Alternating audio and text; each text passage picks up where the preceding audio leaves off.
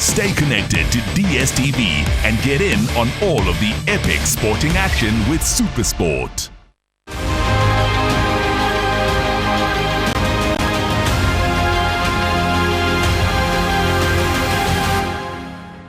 Happy birthday to Abu Dhabi Desert Challenge. Happy birthday, Abu Dhabi Desert Challenge. Happy birthday. Happy to be here for the 30th. Happy birthday. Happy birthday, Abu Dhabi Desert Challenge. I look forward to the next 30 years and a really good 30 years. The fifth and final stage of this 30th anniversary edition is sponsored by the Yas Marina Circuit. Spectacular dunes on the menu, as well as a few late twists.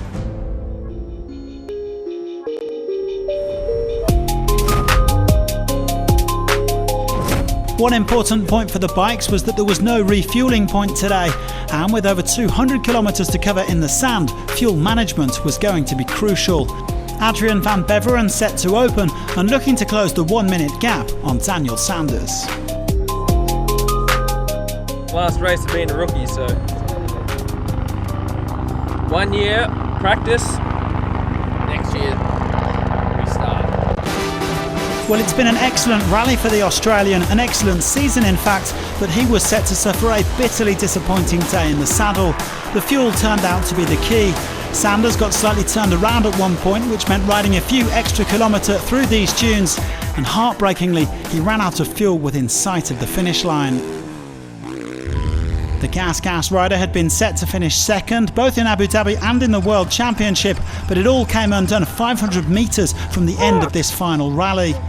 Try as he might, Sanders was unable to avoid some heavy penalties, eventually dropping to 12th overall, but you can guarantee he'll be determined to bounce back at the Dakar.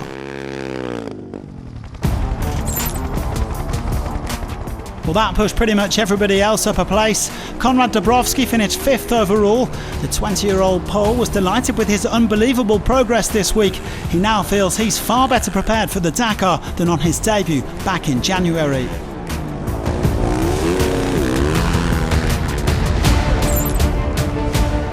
Considering he hadn't been out on the big rally bike in 2 years, Aaron Mare did a very solid job here in Abu Dhabi.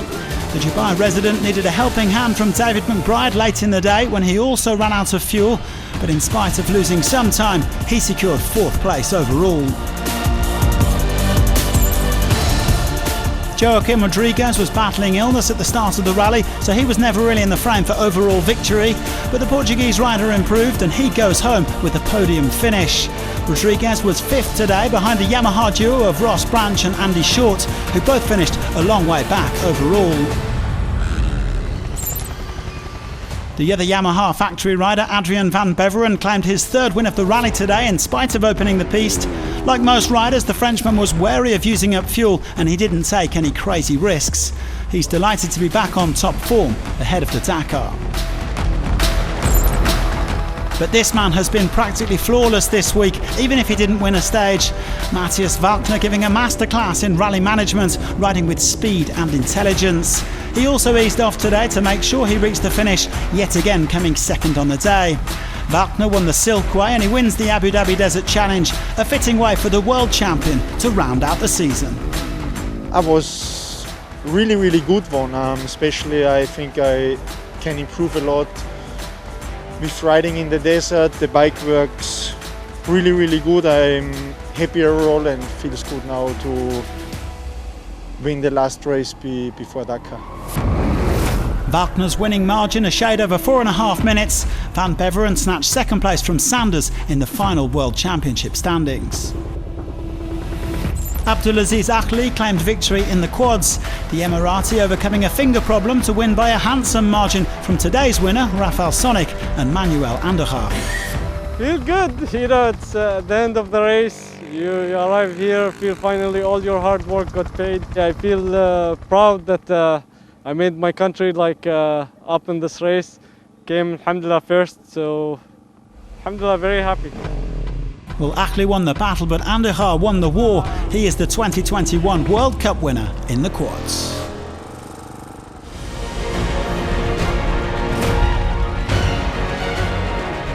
Now, humans rarely venture into these barren stretches of the empty quarter, but the local caravan have had a few companions in recent days.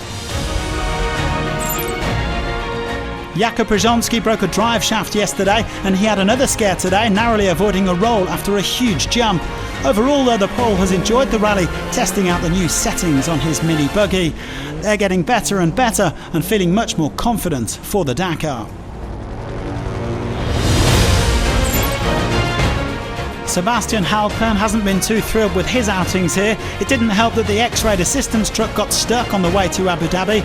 But still, the Argentine heads home with a 5th place finish. And playing in these dunes is always useful experience for Saudi Arabia. Speaking of Saudi Arabia, Yazid Al-Rajhi has had various issues as well, meaning that he has never really challenged for overall honours. He had his best result of the week today, coming 2nd on the stage. He finishes 4th overall, meaning that he is no longer fighting for the World Cup title.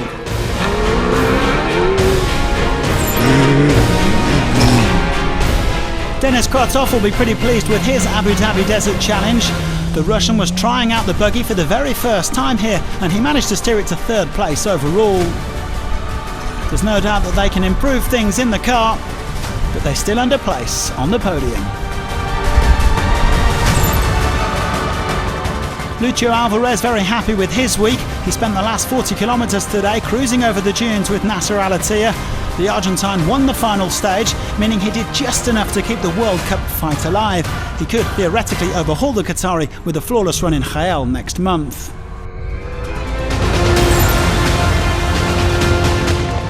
So Al-Attiyah and Mathieu Baumel will be heading to Saudi Arabia in a few weeks to try and secure the crown.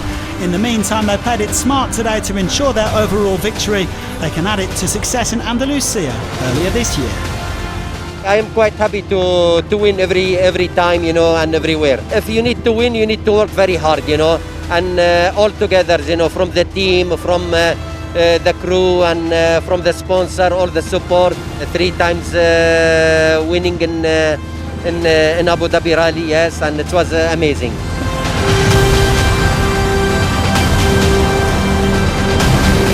Al-Attiyah wins by over 20 minutes from Alvarez, as well as grabbing 4 stage victories. Krotov completes the podium.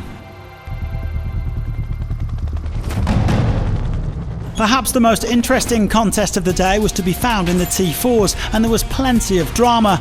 Kees Kolen was running 3rd overall and 2nd in the World Cup, but the Dutchman was waylaid by a broken upright and lost an hour and a half.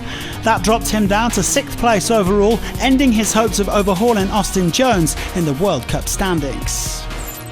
Marek Goksal needed to make up just over a minute on Jones to win the rally, but the Pole ran into a bit of trouble as well in the dunes.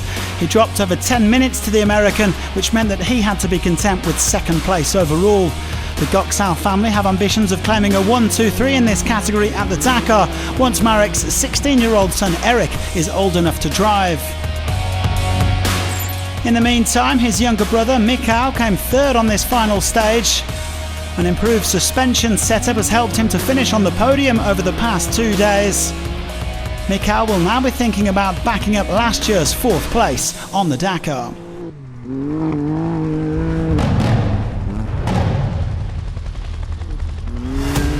It was a day of double celebration for Austin Jones. Not only did he win the rally, he secured the overall World Cup crown. The American quick to praise the phenomenal work of his co-driver Gustavo Gugelmin this year. The pair have won in Andalusia, Kazakhstan and now in Abu Dhabi. Last year's runners-up at the Dakar looking in fine shape before they head to Saudi Arabia. Well, Jones's teammates Aaron Tomzala also finished the rally on a high note. He found superb pace today to win by almost 6 minutes, earning himself a spot on the final podium in 3rd. He got to the finish line ahead of Jones, which meant that he had time to prepare the bubbly.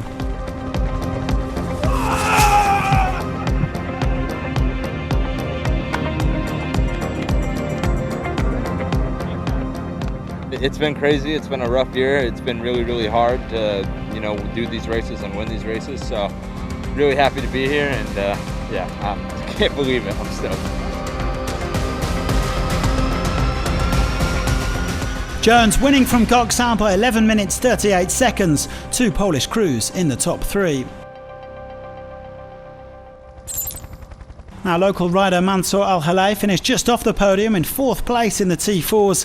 Let's find out a little bit more about the Emirati, who has the Abu Dhabi Desert Challenge in the blood.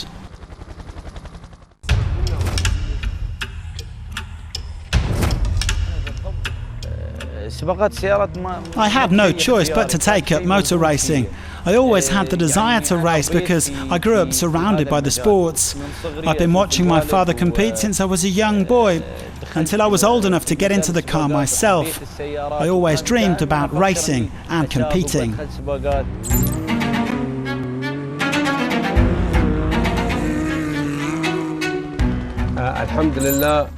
Praise be to God, I took part in my 30th edition of the Abu Dhabi Desert Challenge this year. 30 years in this rally. I've been lucky enough to drive with world champions from all over the world, from Europe notably. Unfortunately, I had to retire from this current edition due to engine and mechanical problems. But these things happen in motorsports. God willing, Mansour will make up for my loss by getting onto the podium.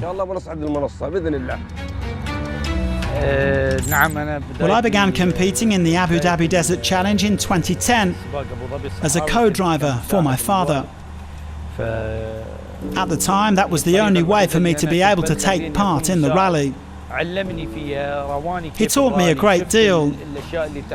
He showed me a lot of things about rallies, but I have to say I didn't really enjoy it. I didn't just want to be an assistant.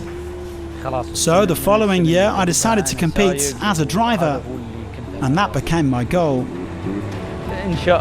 God willing, I will keep the name of Al-Halay alive in the world of rally raid. I want to keep going in this discipline. I enjoy competing. I'll try to improve and develop my performances.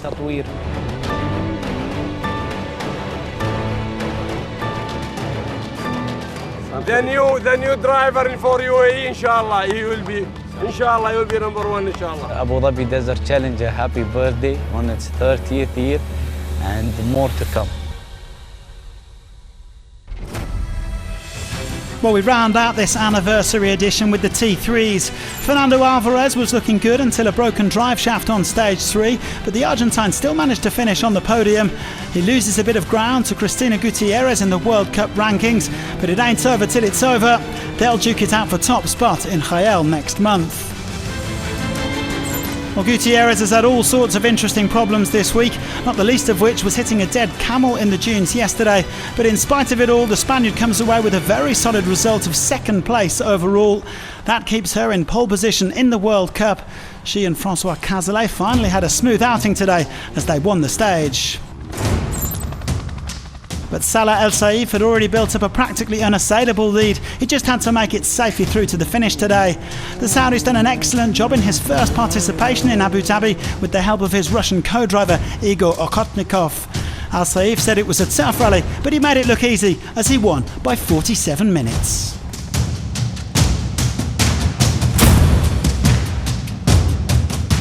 Here's how the T3s lined up.